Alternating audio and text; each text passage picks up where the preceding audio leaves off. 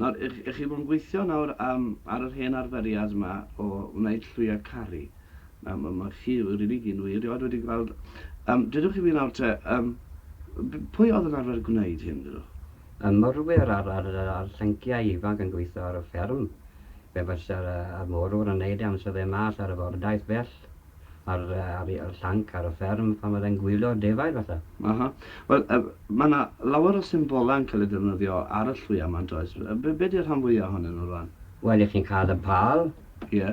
A wedyn chi'n cael y clo a'r allwedd, a'r galon, mae'r rhaid cael y galon am yr yswm bod hwnna'n symbolaidd iawn o'r llwy serch. A beth am y bal, oedd hwnna'n golygu...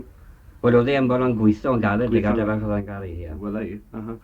Ac efo'r symbolau yma, oedd angor yn un o'n nhw hefyd, dydwch? Wel, oedd y morwyr yn dod i'r angor a mwyn cael gyfeili'r felly ar ei serch ydy.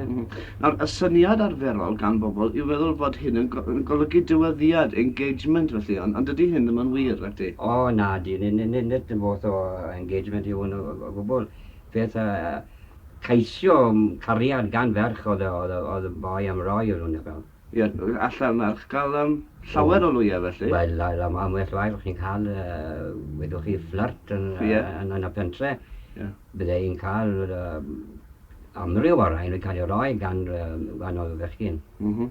Ac mi allai hi gael llawer mae'n debyg. Ond dydwch chi, roedd y lwy arall wedi cael ei wneud o coed yr ywen, yn te? O, i wel, lwcus iawn oedd cael yna.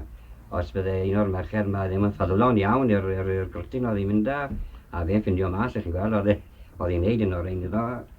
A oedd hen rhoi un o'r ein a roi a iddi. A mae'r reswm bod yna'n lwcus iawn bod y pren yn tyfu yn y fynwent. A beth am y llwy yma, y ddwy lwy ar yr un un pren felly? Wel, yn y brecfast briodas, o'n nhw arbeth dod i dyndydiad yn bach o wyn yn bob un o'r un. A wedyn oedd y par yn ifed y mas ei gilydd. A gwai os oedd yn colli yr rai o'r wyn, chi'n gael. O, wel ei. Oedd yn symbolaidd iawn bod y perfect marriage os oedd nhw ddim yn colli dim o'r... Colli dim byd allan o fywyd.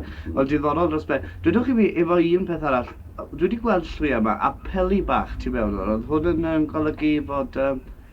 Ie, wel, oedd hwnna'n cael ei roi wedi'r briodas, a wedi bod yn byw dy gilydd am falle 5, 6 neu 7 mlynedd, golygu faint o blant i chi. O, wel ei. Wel, na ni te, wel, diolch yn fawr iawn i chi, a mi gadw ni chi mlaen wan i gerfio'r llwy yma. Diolch yn fawr.